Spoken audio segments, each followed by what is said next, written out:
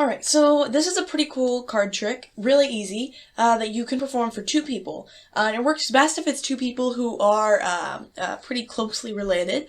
So let's say we have a husband and wife here. Let's say we have Jane and Bob. Let's say Jane and Bob, that's who's with me, who's going to be helping me with this trick. So what I do is I hand it to each one of them, and they can shuffle it to their heart's content. But since I don't have anyone here with me, I'll just go ahead and shuffle for them. That was some terrible shuffling, but we'll just continue on. And from here, all that I'm going to do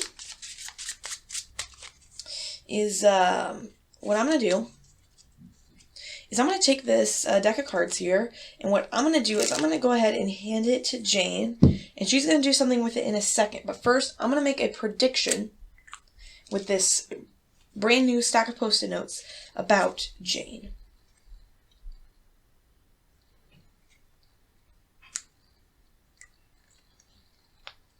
And just like that, I made my prediction. So now what I'm going to do is I'm going to take my prediction here, just like this. I'm just going to fold it up into quarters, and I'm going to put it inside this envelope. So now we have it inside the envelope, and so what I'm going to do from here is I'm just going to seal the envelope here, and then I'm going to seal the envelope, and then so now we have a sealed envelope with my prediction about Jane in it. We'll just put it right over here like that. And from here, what I'm going to ask Jane to do is to think of a number, any number she wants, but don't tell anyone. And at this point, I turn around, and then she's thinking of a number. She can change her mind as many times as she wants, but she wants to settle on a final number. Then I'm going to ask her to deal one by one, face down, to the table like this, cards to equal her number. And she's going to deal her number down to the table.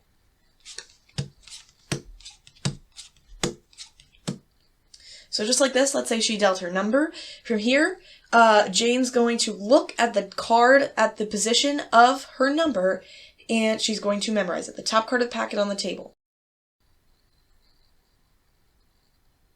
So from here, what she's then going to do is I will ask her to then pick up the packet from the table and set it on top of the deck, and then to cut the deck as many times as she would like. So she can give it a cut like this, cut like this. I can turn around and I can cut it. Bob can cut it. We can just get all crazy here. I can even shuffle it like this. And just like that, from here what I do is I'd explain to her, so I don't know exactly where your card is in the deck. I just know that it's somewhere here in the deck somehow. I just don't know exactly where it is. So, as soon as the deck gets all squared up, what I'm now going to do is I'm going to hand the deck to Bob, and I'm going to make a prediction about Bob now.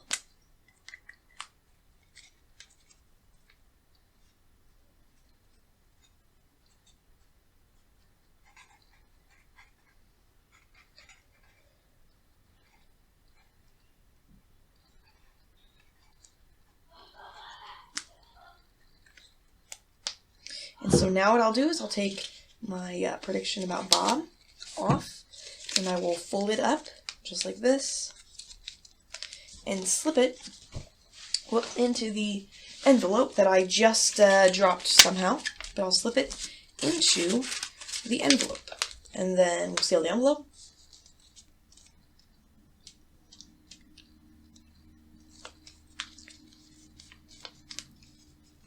And we'll stick that right there with the other one.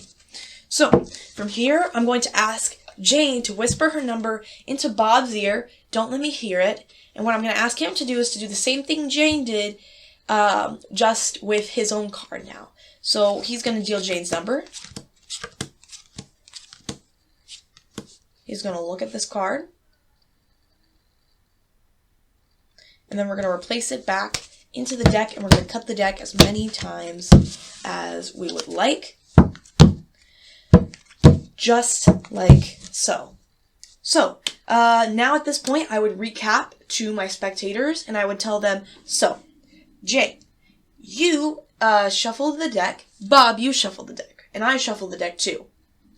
Then, Jane, you dealt to a card you wanted and you memorized it. Bob, you did the same. And I predicted, and I made 2 predictions. One about Bob, one about Jane. So, let's start. We're going to look at Jane's prediction first. So what I'm going to do is I would ask them to tear open the envelope. And then we're going to take the piece of paper out. Just like this. And when we unfold the prediction, they'll see that it actually says Jane will pick the Jack of Hearts. Now that's pretty cool. But what's even cooler is that not only did I manage to predict Jane's card, but if you tear open the other envelope, we'll see that I actually managed to predict both Jane and Bob's selected playing cards.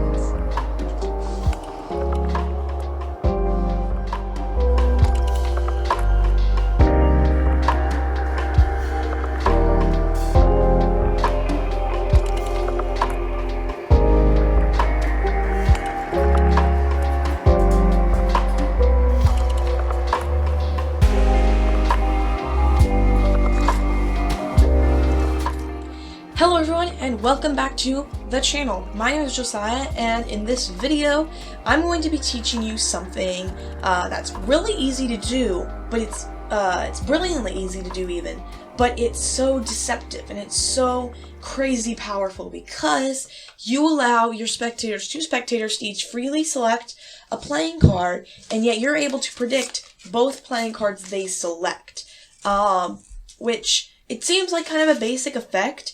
But if you present it right, as you saw from the performance, it can really turn out to be a really, really cool effect. So, before we get into the video, a little bit of background on the effect. This is an effect called Twin Souls, from the book, The Encyclopedia of Card Tricks by Jean Hugard, which you can download a free ebook version of that by clicking the link in the description. And you can also buy it online if you'd like. And in that book, this trick called Twin Souls is a trick by a magician by the name of Al Baker. And it's a trick, it's an old trick in an old book, but it is a really good one. And if you haven't checked out the book Encyclopedia of Card Tricks, or if you've never heard of it, I would highly recommend it because it's a great place to go to learn some really, really cool, from easy to all the way to advanced, card tricks, whether it's impromptu, whether it uses gimmicks and gaffes, whatever the case may be. It's a really great encyclopedia of card tricks. Alright, and yeah, I think that's pretty much it. Not much to say about it. So yeah, let's just get right into the video. Alright, so, taking a look at this trick, what you're just going to need a deck of cards. You're going to need something to write predictions on. It can be a couple slips of paper, some napkins, whatever. I'm using Post-it notes. And you're also going to need a Sharpie marker. You can use envelopes. I prefer to use envelopes. You can do this without envelopes. I'll show you how you can do that in a second. But I prefer envelopes simply because I think it makes the effect a bit more dramatic, because rather than just unfolding a prediction, you have to tear open the envelope too. So, yeah. Alright, so, one more thing before we get into it. The deck of cards I'm using in this video are the green Monarch playing cards by Theory 11. The Monarch playing cards are one of my favorite decks of cards. Between those and the Mint playing cards, I'm not sure which one I like more. And I really like these green versions, so I'll leave a link in the description if you want to pick one up. Alright, so continuing on with the tutorial, what you're going to do at the beginning of the effect is you're going to hand the deck of cards to someone to shuffle it. It is an impromptu effect, meaning that the trick can be done anytime, any order, with any deck of cards. Well, I should not say any. It has to be a deck of cards that's not a one-way force deck. But that's not really a regular deck of cards, so yeah, that's kind of, I'm not sure why I mentioned that. That's just kind of weird, isn't it? Anyway, once the deck has been shuffled, you're going to take the deck back. And what you want to do is you want to memorize the bottom and the top cards. This trick involves no sleight of hand on your part. It does involve being able to memorize at one point you'll have to memorize 3 different playing cards, but it shouldn't be too difficult. So, there are a couple ways to do this. The first way is when you take the deck back. This is probably my preferred way most of the time, is to dribble the cards. And if you don't know how to dribble cards, I'll leave a link to a tutorial for it down below, but it's super easy to do. All you're doing is, I'm going to come around here to give you, that's kind of an awkward angle. I'm going to come around here to this angle. All you're going to do is you're basically going to know, you need to know how to riffle cards from the back with your thumb. And basically what you're going to do is you're going to riffle cards, and as you do, you're going to just let them go with these front fingers. And what you get is you get this nice stream of cards like this that dribbles down like that, and it's just called a dribble. So if you want a more in-depth tutorial for that, I'll leave a link in the description box down below. But when you dribble the cards, what you do is you basically pull upward at the back more than you normally would, and you kind of tilt the dribble toward yourself so that you can see the faces of the cards. So you do this. You can see it's the King of Diamonds, and you dribble the rest of the cards down. And then you stop at the top card, and you can see 3 diamonds, and you dribble it down like that. Yeah, and it should look it shouldn't look like this. Okay, it should look like this. Okay, it should look like just a natural dribble, as natural as it can be. Okay? And if you don't like that, or if you can't do a dribble, another option that I used in the performance was an overhand shuffle, which looks like this. But what I did was I flipped over the deck to do an overhand shuffle face up. I memorized this card here, in this case it's the Queen of Clubs. I peeled it off singly, which moves it to the top. Then I shuffled regularly, and then when I finished the shuffle, I memorized the bottom card. And look how perfectly that turned out. We have the Queen of Clubs and the Queen of Spades. I don't know why there's a Joker on top. We'll put the Queen of Spades on bottom, Queen of Clubs on top in this case. But in a regular performance scenario, they'd normally be 2 different cards. Alright, so from here, what you're going to do is you're going to turn the deck over. You're going to hand it to your first spectator. So it can be anyone. In this case, we'll just use the same spectators examples, I guess, that we use in the performance. So we have Jane and we have Bob. So we'll start with Jane. All you're going to do is you're going to take, remember, you've memorized the top and bottom card. So you're going to take the Post-it notepad and your Sharpie. Okay, what you're going to do is you're going to say, I'm going to write a prediction about you, Spec Jane. Okay, so you're going to say you're writing a prediction about your first spectator, but you're actually going to be writing a prediction about your second spectator. Because this uses what's called it's sort of like a one-ahead type principle. And basically what the one-ahead principle is, it means that you're one step ahead of your spectators throughout the trick. Meaning that they think meaning that when they think you're doing something in the trick, you've already done it before. It's kind of confusing, but in this case, they think I'm only making a prediction about Jane, I haven't made a prediction about Bob yet. But I've actually already made a prediction about Bob by the time I'm making my prediction about Jane. So, we're going to start, and we're going to write, and the words you're going to write, you're going to start with your first spectator, and I'm going to call him Bob. And this could be anyone. Remember, Bob will choose and then you're going to write the name of whatever the top card you memorized was. In this case, the top card you memorized was the Queen of Clubs, so we're going to put the Queen of Clubs, just like that. So I have Bob will choose the Queen of Clubs. And from here, you want to make sure they don't see that, so you're going to take this off. And now I'm going to fold it up, and I'm going to slip it inside my envelope, okay? So now, when I slip it inside my envelope, what I'm going to do is I'm going to come up to lick the envelope. And as I do, what I'm going to do is I'm actually going to bend up the corner of the envelope to mark the envelope. That way I can always remember which one has Bob's prediction in it. Just a quick tip for you there. If you're doing this without the envelopes, what you can do instead, I won't take it out, I'm just going to use a different Post-it note. When the Post-it note's folded up, you can bend the corner of the Post-it note as well. That works too, but I prefer to use envelopes, so you can do that. Just bend up the corner of whatever piece of paper or envelope or anything you're using to make sure you remember which one's Bob's prediction, or your spectator number 2's prediction. Alright, so once you've sealed this envelope, I like to put it underneath a card box. Just put it underneath some object. I use card boxes. Or you can use the Post-it note pad. If you're at a restaurant or whatever, you can use a drink, anything like that. So from here, what you're going to do is you're going to ask Jane to think of a number. And she's going to think of a number. It has to be a reasonable number. Most of the time people won't think of a crazy big number, but you might say, think of a number between somewhere between 1 and 52. Make it a bit reasonable though. You could say that, or you could just say between 1 and 52. That's what I normally do. You want them to have a reasonable number because if they deal through the entire deck, that won't work. So you want to make sure they have a reasonable number. So once they have the reasonable number, in this case, for example's sake, we'll use the number 4. They'll deal that number down to the table one by one. The cards face down. So you're going to deal 1, 2, 3, 4. And you're turned around as you do this. You ask them to look at the top card of the ones they dealt out into the table. In this case, it's the Ace of Hearts. You don't know that, though. They put it back, and they replace this packet on top of the deck, and then they give the deck a cut. Now, it's important they only give the deck single cuts like that, because if they give the cards one of these cuts here, that's multiple cuts, it won't work. You make sure you give them single cuts, just like this. One cut, complete the cut. One cut, complete the cut. And you want to make sure you make that clear. So one way you could make sure they do this is that you say, all right, give the deck a cut the deck, and complete the cut. And they do that, okay? And you say, do that again. And you can do that same thing as many times as you want. Alright, so once they've replaced it and they've cut the deck, you're going to turn the deck face up and you're going to spread through under the context of saying something like, hey, you can see I don't know where your card is in the deck. And as you do that, what you're going to do is you're going to be looking for that original bottom card you memorized. Not the top card you memorized, but the bottom card. Once you find that, you're going to keep your fingers on it and you're going to spread further. Now, from here, sorry, I looked for the right here.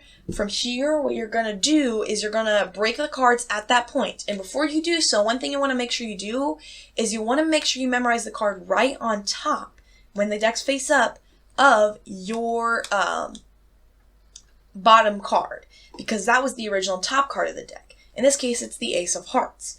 And that is the card they just dealt. If you've done things properly, this will be the card that they have memorized. So you're going to memorize that. Then you're going to break the cards at that point. You don't want to just stop and break the cards. You want to spread a little bit further. Then break the cards at that point within your left hand, or mirror this if you're left-handed. You have the Queen of Spades here, the Ace of Hearts here, or, bottom card they just memorized. You flip your hands over, and you turn them over, and as you come back, when you do that, what you're going to do is you're going to bring the packet that has their memorized card back to the top, and you're going to flip that over. So what you've just done is you've reverted the deck back to its original order before you did, before they cut the deck. Okay, so you've just reverted the deck back to its original order after they've dealt all the cards. So Jane's memorized card is on top. You have your original bottom card. From here, what you're going to do is you're going to hand the deck to Bob, and you're going to make your second prediction, supposedly about Bob. This, of course, is going to actually be your prediction about Jane. So you're going to write, Jane will choose the... And from here, you're going to write that original top card. No, sorry, not the original top card. The new top card that you just memorized. The card that Jane chose. Because, remember, this is the whole one ahead principle. So to recap basically what's happened from the magician's perspective in the trick, she's dealt the cards, you've cut the cards, then you found out what card she had using the key card principle. That was what that whole thing with the bottom card was called.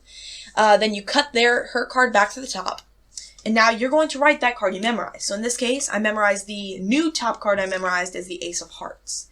So you might have to rewind that depending on how well you followed that.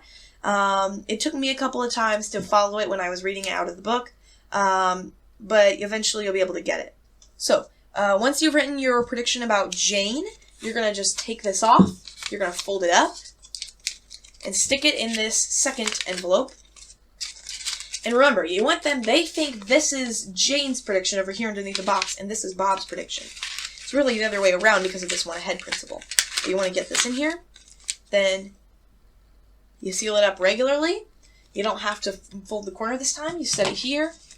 And then you bring your attention immediately over here using that misdirection idea we talked about. to have Bob now do his thing. So from here, Jane's going to whisper her number into his ear, and he's going to deal the same way Jane did, but he's going to memorize a new card.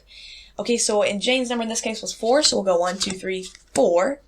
Now, if it seems like it's completely fair, the deck's been mixed up, so now there's a very small chance it'll be the same card she just picked. But in reality, what's going to happen is you've actually just forced him to choose this card. So it's a really kind of crazy, beautiful, self-working force, basically, to force this card on him. So of course it's the Queen of Clubs. Once he's memorized it, he replaces it, and you go through the same thing you did last time. And of course, just to make things kind of fair, I spread the deck and I do the same cutting thing. It doesn't really matter where I cut the deck. I didn't do it in the performance, but I normally do it. You want to make sure, one of the things you want to make sure you do with Bob is that you make Bob, the routine, the way you go about having him select a card, make it the same as the way you went about selecting a card with Jane. Just make sure you do that. Alright, and so from here, what you'll do is you'll simply recap, then you'll bring out your predictions, you'll show them, you'll kind of mix them around a bit, maybe. Then you start with the one that's not bent, which of course this is Jane's prediction. And you're going to make them believe this is the first prediction you made. So you tear it open. You have them take out the piece of paper. In this case, I accidentally tore the paper too. But you take out the paper. They unfold it. And they see that it says Jane will choose the Ace of Hearts. So of course, now she's freaking out. But what's even cooler now, you say, is that when you tear open this prediction, you take it out. And of course, actually, I'd have them tear it out. Take the prediction and tear it, and you can see Bob will choose the Queen of Clubs. And so it's just a crazy, crazy trick. And yes, that's pretty much it. So let's just go to the outro. Alright, that's it. Hopefully you enjoyed it. If you did, please like the video, subscribe to my channel, and like the video. I really liked today's tutorial. And one more thing, for those of you who are still watching, I did last week get my Mandalorian playing cards, and that Saturday, I recorded in my deck collection video that I promised for you, and it is over 50 minutes long, so it's a really long video. It took a while to edit. It's finally done though, and it will probably be coming out sometime within this next week. It's much later than I hoped it would be, but we'll make do with it. And I'm really excited to upload that video, so you'll see it sometime soon, and I am going on spring break, which does mean you'll probably have 1 or 2 extra uploads. I already know we have the deck collection video. There might be another, but don't count on that yet. And that's pretty much it. So I hope to see you soon, and one more thing. I know I've kind of said one more thing, but one more thing again.